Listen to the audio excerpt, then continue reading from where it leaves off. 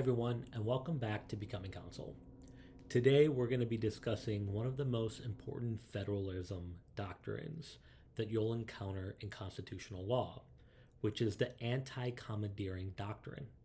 We'll walk through a fact pattern that resembles a type of fact pattern you'll probably see in law school and what will most likely be on one of your constitutional law exam finals or something like that. So hopefully by the end of the episode, you'll understand the rules and how to apply them. So let's jump in. Let's imagine Congress has become increasingly concerned about the growing number of AI-generated financial scams occurring across the country. While many states have enacted laws regulating AI, several states have not. So let's say, for example, let's use the state of Illinois. I'm from Illinois, so I'll just go with that. I'll essentially build this out. Not a lot of this is based on actual factual data. It's just for the fact pattern. So let's say the state of Illinois has not chosen to criminalize the creation or possession of AI software capable of generating fraudulent voices or fake identities that are being used in these scams. Instead, Illinois only criminalizes the actual act of fraud. Believing that these state laws are too lenient, Congress passes the Federal Digital Security Act. There's two provisions that immediately draw constitutional challenges. So let's say Section A states the following. Every state police department that arrests an individual for any felony offense must investigate whether or not the suspect used artificial intelligence in committing that crime. And within 7 days, the department must submit a detailed report to the newly created Federal Office of Digital Security describing its findings. Failure to comply may result in federal enforcement actions against that state agency. And then Section B states Congress also amends an existing federal public safety grant program. Beginning next fiscal year, any state that does not criminalize the possession of AI identity generation software will become ineligible to receive federal public safety grants.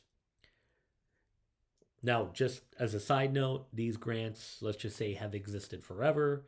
Let's say the state of Illinois spends about 1.2 billion a year operating its law enforcement agencies, and out of that $1.2 billion budget, let's just say for this example, only 18 or $20 million of that budget comes from the federal grants. Now, Illinois has challenged both provisions immediately, so let's start analyzing each one for whether or not they're constitutional. So let's look at issue 1. So in terms of Section A, we'll look at whether Congress requiring state officials to perform specific governmental duties a constitutional violation. Now, this should cause mental alarm bells going off in your mind immediately. This raises the Anti-Commandeering Doctrine under the 10th Amendment. Now, the rule around that is the Constitution has essentially created a federal government of limited enumerated powers. The 10th Amendment basically reinforces that and says whatever power is not delegated to the federal government belongs to the state or the people.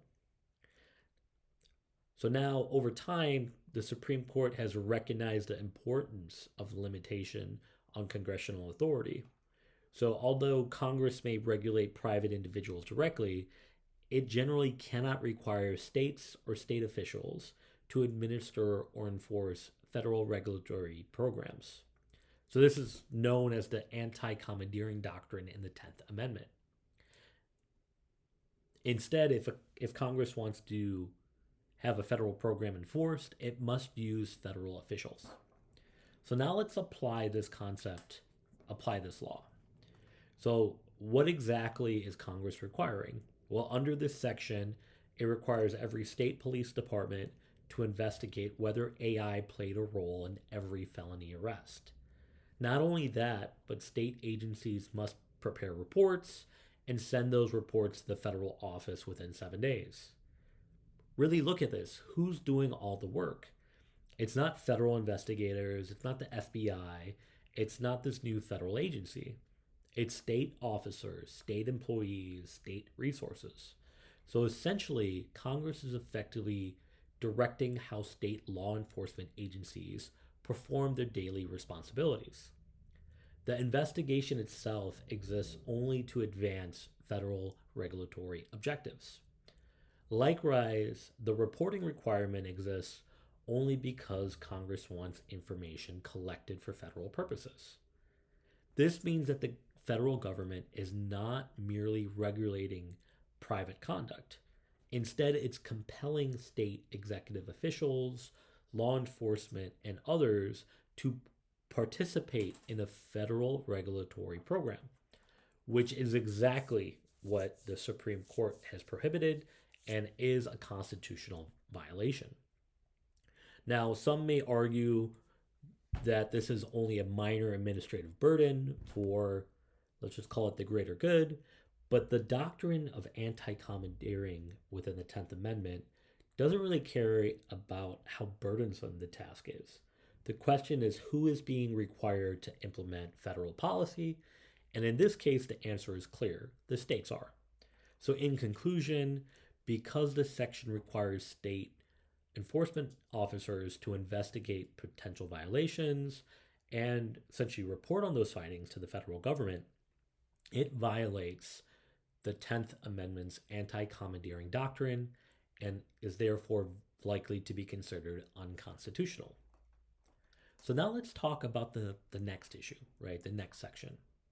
Now, the issue here is a little bit different. Congress isn't ordering states to do anything directly. Instead, Congress is using money. And so this should automatically make you think about the constitutional power under the spending clause. So, from a rule perspective, Article 1 gives Congress the power to spend money for the general welfare of the United States. The Supreme Court has long recognized that Congress may attach conditions to federal funding provided to the states. However, those conditions must satisfy several important requirements. First, the spending must promote general welfare. Second, the condition must be stated clearly so states know exactly what they're agreeing to. Third, the condition must relate to the federal program being funded. Fourth, Congress cannot use funding conditions to induce states to violate the Constitution. And finally, the financial pressure cannot be so overwhelming that states effectively have no real choice. In other words, Congress can encourage states to do things, but they may not coerce them to do things. So let's apply that here. Does the state law enforcement promote general welfare? Well, yes. Does Congress funding it promote general welfare? Yes. And so what will happen here is courts will generally give Congress substantial deference in making, determinations on their conditions. From there, we'll look at the conditions themselves. Are they clear? Yes, the states know exactly what's required. If a state chooses not to criminalize the possession of AI identity generation software, it loses eligibility for those specific grants. Now, is that condition related to the federal program? Yes. Is the funding to support law enforcement is tied to the Congress's attempt to influence criminal enforcement policy, right? It is connected. Would compliance require states to violate the Constitution? No, there's nothing constitutionally invalid of criminalizing conduct that would occur here, right? It's not violating constitutional rights. It's something that is already, kind of being done elsewhere, but it doesn't violate the Constitution in and of itself. Finally, we need to consider coercion, right? This is where the numbers become important. So let's say, as I mentioned before, Illinois spends $1.2 billion on law enforcement. The grant only accounts for, let's say 18 to 20 million. That's less than 2%, maybe somewhere in the ballpark of 1.5 to 1.75% of the state's total budget. Would losing the money be catastrophic for Illinois? No. It might be unpleasant. It might be a little shortfall. They might have to figure it out other ways. But would it leave the state with no practical choices and no practical options? Probably not.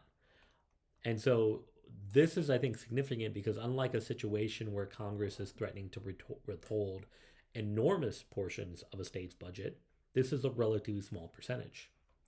So the state remains free to reject the money and maintain its own policy choices. Essentially, Congress is encouraging it to change the law, but not forcing it.